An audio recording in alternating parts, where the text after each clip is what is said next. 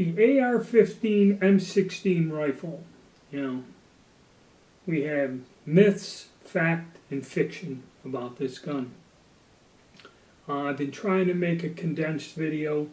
It's a very complex situation on how this firearm was, number one, adopted by the U.S. military, a lot of the controversy around it in that period of time, and also bear in mind the 1960s, 1970s is very volatile time in American history. A lot of social changes and changes in the American public's opinion about just about every facet of our lives here in the United States started to have changes, which now, after the year 2000, these shifts that seemed strange or a nuisance back then, now you're seeing the reality of it as our society slowly erodes away and changes over time.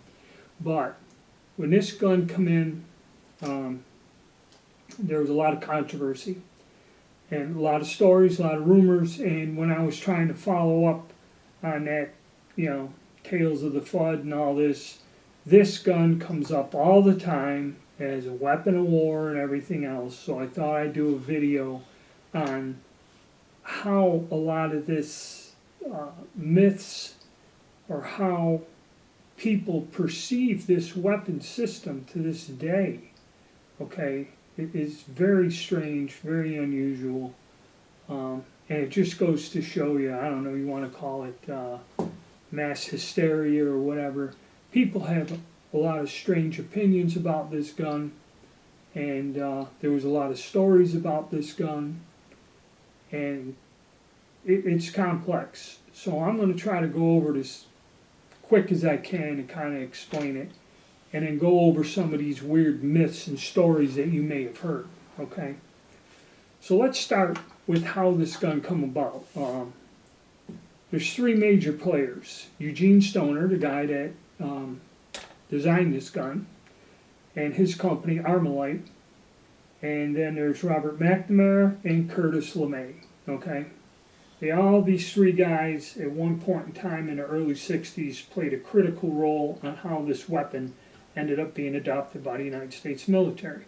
I did an in-depth video on it, and I'll put my little hand up so that's where I know to put the link to the video where I explain in detail how all this went about on this weapon. Okay, but to kind of condense it, Eugene Stoner, using the idea of using new materials, wanted to produce a cost-effective firearm that could be mass-produced rapidly, much like in World War II, the idea of the Sten gun and the M3 submachine gun.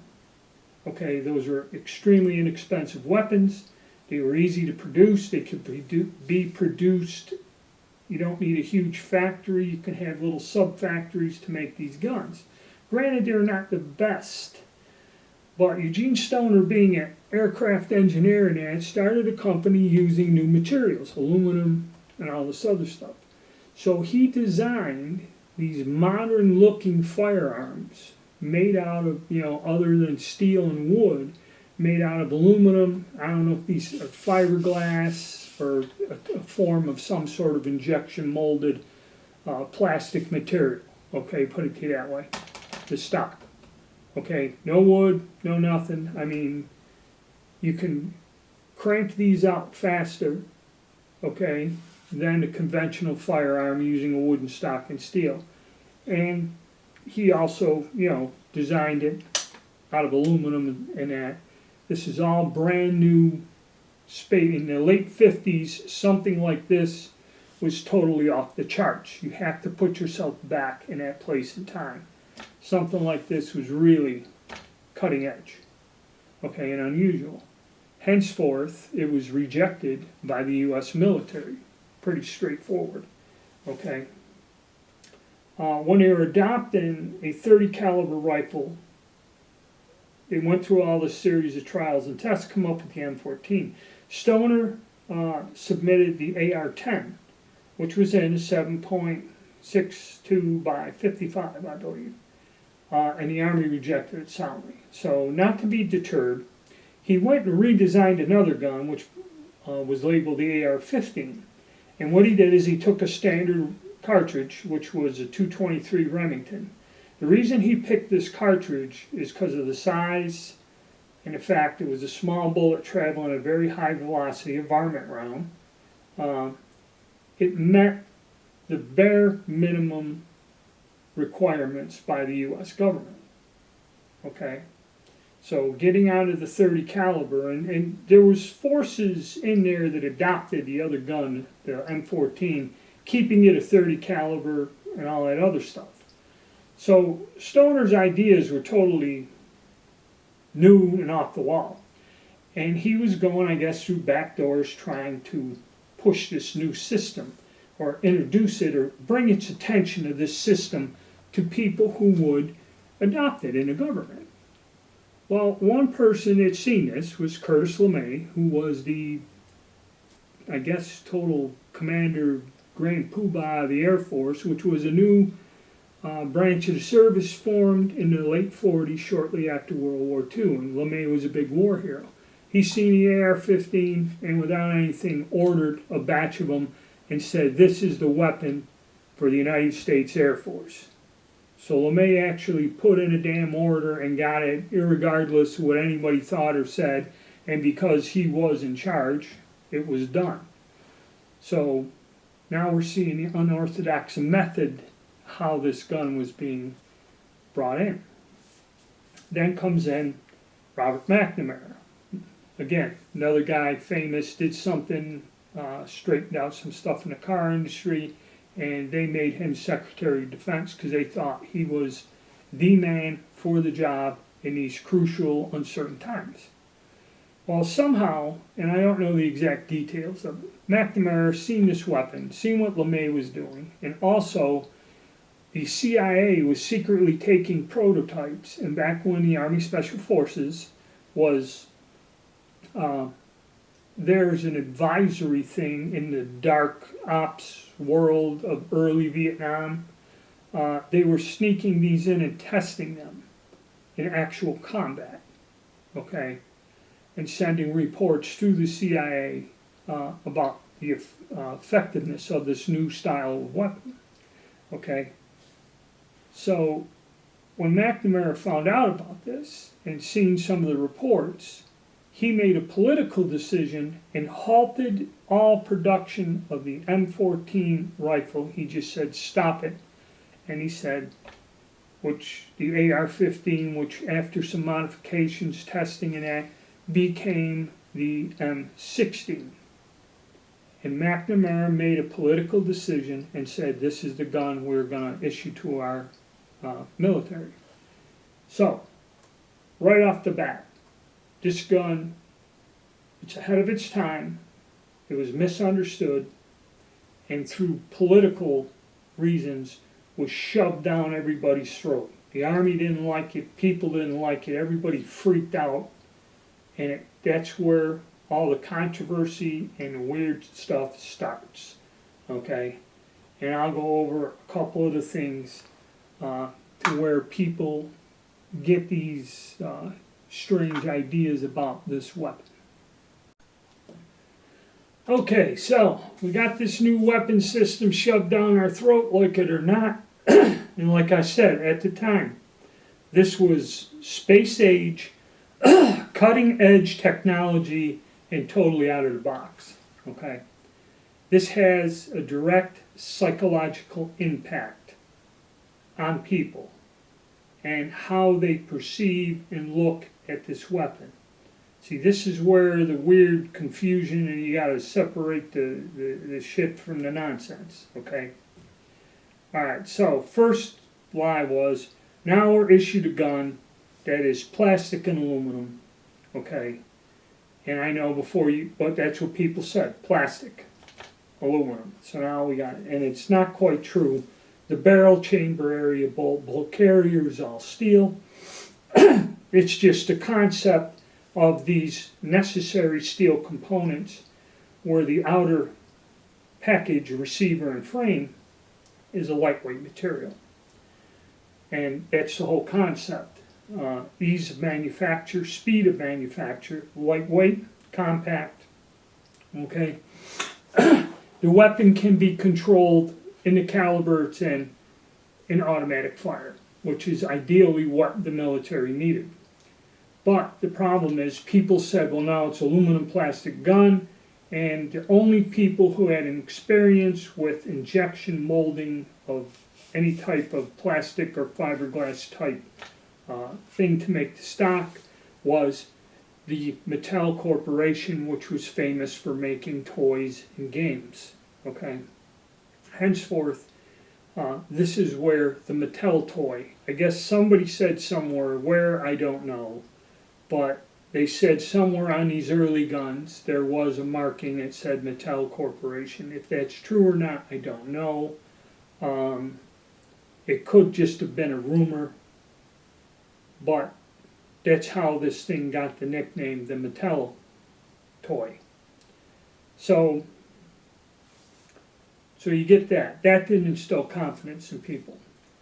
Now, the early guns and the way Stoner set it up had a barrel twist of 1 in 14 and used basically a full metal jacket bullet version of the 223 Remington cartridge that I guess Remington and DuPont produced the powder to make this thing. A 55 grain bullet probably had a groove in there, a cannular groove, okay, where it would be crimped onto the case. Well, this bullet, traveling at the said velocity out of a 20 or 24 inch barrel, I forget what the early ones were, could be 22 inch, but this bullet, when it hit a living thing, would offset and fragment where that groove was. The base would break into 2 or 3 pieces. And this caused really traumatic, horrifying wounds on a living target. Okay? And when the Special Forces and CIA were running this, they were sending back photographs and reports where this gun created horrific wounding things. I've heard stories, even when I was in the service, by guys that were career guys and in there during Vietnam. They said, oh, the M16, man, it tears guys up. When you hit a guy, that bullet's traveling so fast, it takes the path of least resistance, and you'd hit a guy in the lower part of his body, and a bullet would rip out through the top, through his collarbone, and tear him to shreds, and all this other stuff. There was some truth in it, okay? The early test results showed that that ammunition that was made in the original guns, the very early guns, did do some terrible damage. It offset, created a huge wound channel, and did all kinds of strange things. This information was classified until like the late 80s, 90s, photographs of what this did in the early stages of this weapon. So this is true, okay? This is a true story. And this is where the mindset, like my father heard this. He was construction worker at the time. He was in the Army, qualified with the M1 grade. So he heard these guys, these young guys he was working with, they were getting out of the service after going to Nam, talking about this gun and what it did. So as far as he was concerned, this weapon, irregardless, just the shape of it, okay, number one, is what sticks in your mind. And the controversy of this space-age weapon being forced upon the military, okay? And the fact of these stories that this thing would rip a man in half, okay, or cause horrific wounds. He really believed, when we went to a department store once, and he seen a civilian version of this up for sale. And he was really incensed and said he does not believe that they should have such a terrible weapon available to the civilian market. In other words, you can go to a store and buy one of these horrific guns, these modern killing machines.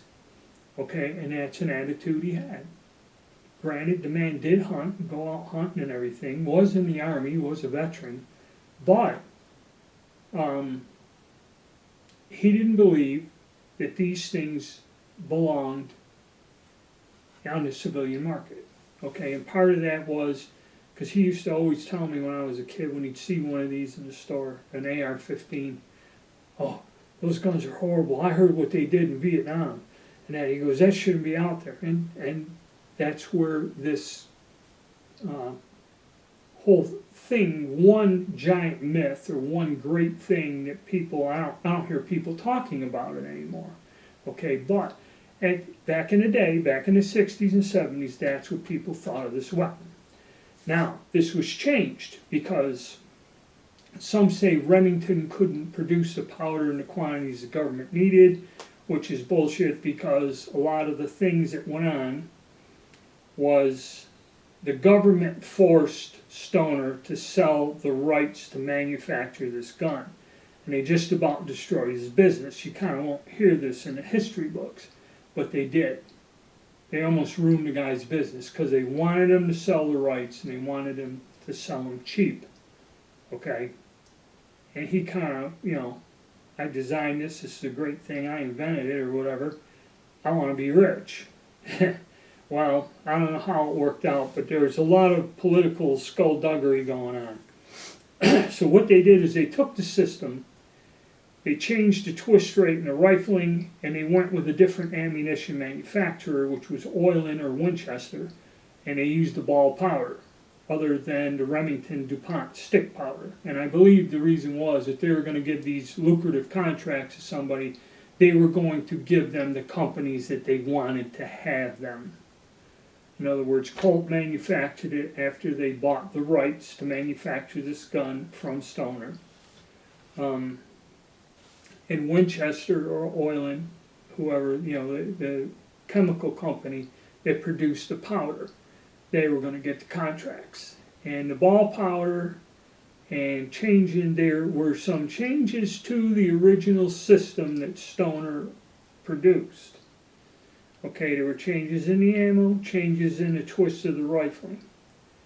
So this kind of created two problems. It kind of stopped that with the bullet tearing the hell out of everything because the twist rate stabilized the bullet better, did something where it didn't quite break apart that bad. I think that was one thing. And the second thing is the ball powder burns different. And this created all kinds of problems where that ball powder load would seize up in the chamber. In my experience with that with the 6.5 Carcano, there's a weird load out there that uses ball powder and a Magnum primer. It does the same thing in a bolt-action rifle. There's some strange thing about using ball powder, that's why I kind of don't like it, that it'll make them cases seize up in the chamber. And that's what was happening to this gun. And there are a lot of problems with it, okay? And because of this, and this change, and another thing they did, they pressed this gun into service. And they sent this gun out with no training, nobody got used to it. Your career military guys who are in charge are getting this thing shoved down their throat. They don't know much about it. They know zero, just like the troops they're drafting into the war. And they didn't issue cleaning equipment. Okay? And you had problems in the design changes that weren't quite ironed out with the ammunition and everything. So now you had these problems where these guns were malfunctioning like shit. Nobody knew how to use them. Nobody understood them. They didn't send cleaning kits because 30 caliber rifle rods ain't going to fit down here. So they just told them the best thing is, well, you don't really need to clean them that much, or self-cleaning. So this was a mess. And another thing is, I've talked to veterans that told me that this gun cost people their lives. The way it was implemented, the way it was pushed into service, the fact that things malfunctioned and didn't work worth a shit when they were first put out there and put in actual combat use. There's a lot of people that believe that this gun costs lives to the point where there was a congressional investigation about it. Okay? So now this gun is not only did it start off under controversy and leaving a bad taste in everybody's mouth and upsetting everyone, Now it just keeps getting worse as we progress into 1968 when the height of the war escalates.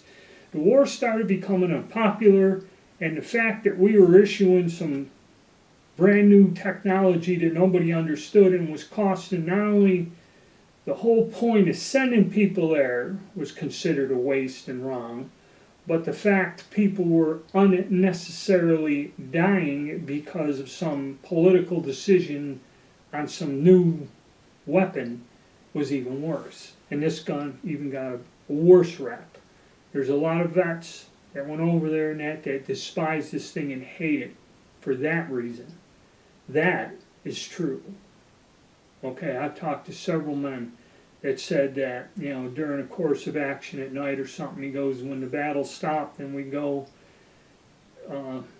clean up the zone or check out the area, he goes, the one guy said, we found 2 guys from my unit, the guns malfunctioned, you can see where they're trying to disassemble them, and that's where they lay dead, next to their disassembled guns. So that one I'm going to have to say there's some truth in the matter. Granted, over time, and the cost of lives and everything, they did straighten it out. They chrome lined the bores, which kind of helped, or the barrels and that.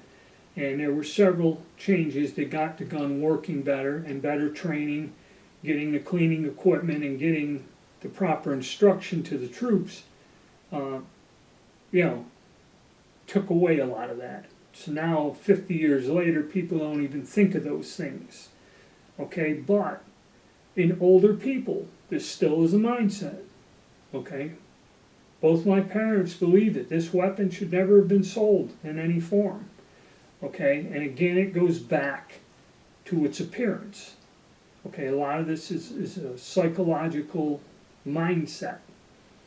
The way it looks is menacing, everything else. Okay, it was a shock, and the rumors about the horrific wounds and that was on one side, and then the fact a lot of guys that were issued this damn thing that were just pulled off the street. You gotta remember, people drafted, it was only 2 years. They weren't career military men. A lot of them didn't want to be soldiers. You were taken against your will, put in the military, and sent to some godforsaken shithole where the only thing you worried about is getting your time in and getting the hell back in one piece. Okay? And not to, talk bad about anybody that was in the service and that, but when you're there, okay, basically, kind of realistically, that's what you got to do, all right? And if they give you a subpar, new, misunderstood piece of equipment, that's putting you at a disadvantage, okay? And that's where people get a lot of real negative comments on this gun. I myself, the design of this gun also, okay? I myself, this is not my favorite gun. Why? Because Eugene Stoner was sold on this direct gas impingement. Now, go back and study how this gun works. Okay? The gas comes back in the tube, into that little thing up there, that cup on top of the bolt carrier. Goes down through a little hole, and behind the bolt and the carrier, there's an area where this thing expands. The gas expands, and it's like a piston. The piston pops open, and what it does is force the bolt forward to unlock, start to retract the bolt carrier. Okay, and then this goes backwards along the thing, strips another round off, and that's how it works. It's like a piston-like action. But that's back here in the middle of the carrier, and you see these little holes in the bolt carrier, or that, no, we ain't it. You will see there are little holes in the bolt carrier to let the excessive gas escape, which either blows out here, but it's also blowing gas back into the action, which builds up over time.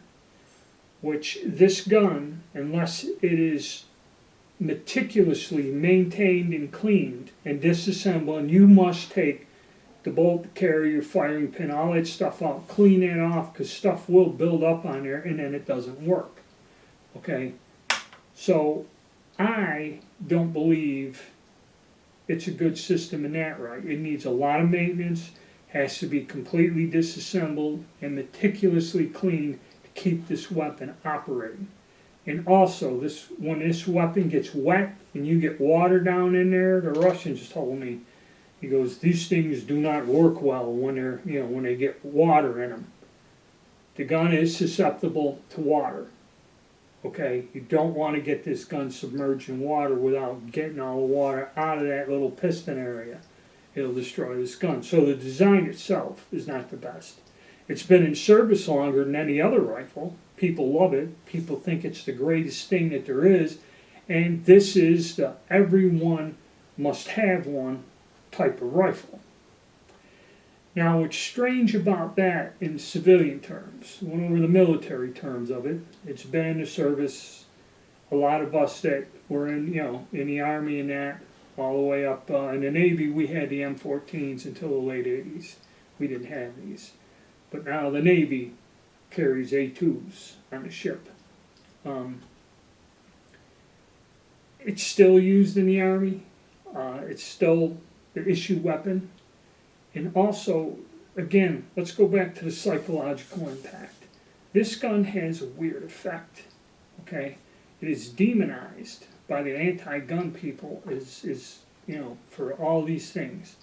This one here is made, this A-bar is made without a bayonet lug, because that was supposedly an evil thing, the fact you can attach a bayonet on it, okay, which for civilians, I rarely see anybody doing a bayonet charge anymore, even in the Army. Okay, they didn't like the fact, and if you watch when they do bans, pistol grips, detachable magazine, high capacity, this is a 20 rounder, but 30, they got 50, 100 round drums that go in here if you need that.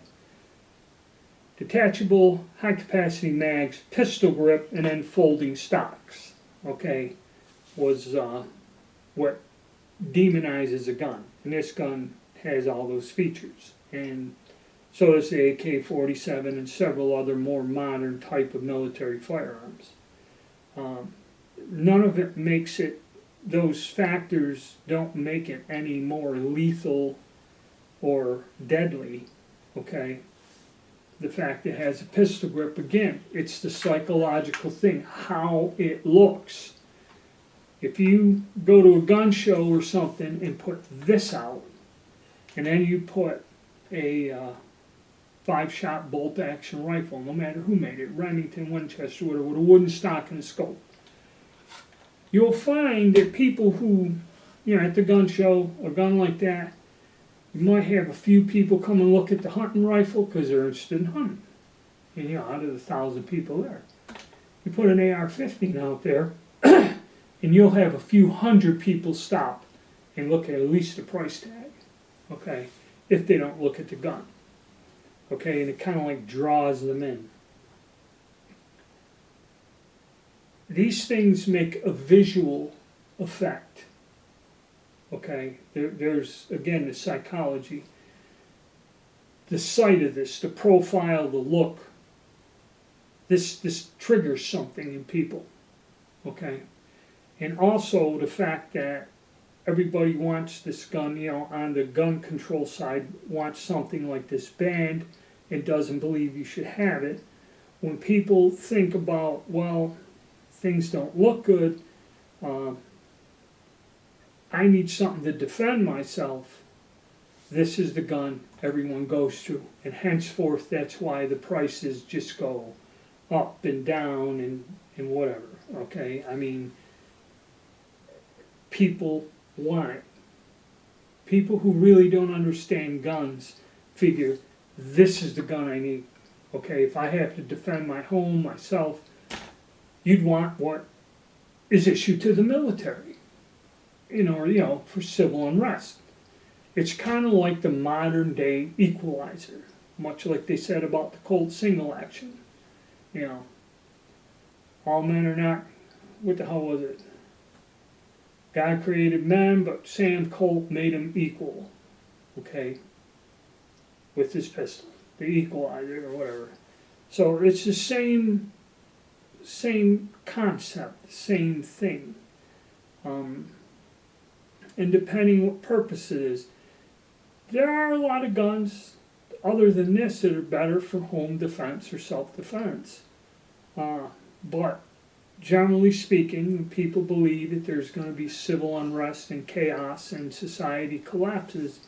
They look to this style weapon, be it the AR-15, the AK-47, or several of the other more modern military style weapons. That's what people look to. You know, the Ruger Mini 14 is another fantastic little gun. You know, has 30 round magazines, same caliber as this. You know, so that's kind of where a lot of, and like I said, it's again, you're dealing with psychology. Some people fear this gun. Some people, you know, I talk to vets that hate this thing, don't want to even look at them or even pick the goddamn thing up, okay? And then people demonize it, that all our social problems stem from the fact that people can buy these things, okay? And then there's people that think that this is the greatest firearm ever made. It has a huge following. You can customize these guns and buy aftermarket parts to convert it into anything. There, you can take this platform. I myself have built several variations of this platform in about 4 different calibers. Okay, it is wildly popular. It's, you know, a good, effective system. It's not my favorite system. It has some shortcomings, much like the 1911. It's a great pistol. I was issued one, I carry one, I can shoot one, I know how to use one, but there are shortcomings to that weapon system also, much like this one. But this one has, how can I say it, a more sordid past than some of our other favorite U.S. military weapons. Yeah. And I guess it'll be around with us for a long time, but that's my take on it. And hopefully this video will explain, because I went back to the early days in a different time, which a lot of people forget. And that's where this weapon has had a stigmatism one way or the other. You know, like I said, negative and positive. Okay? So, that's my little story on the AR-15 M16 fact, fiction, myth. You know. Alright, hope you enjoyed it.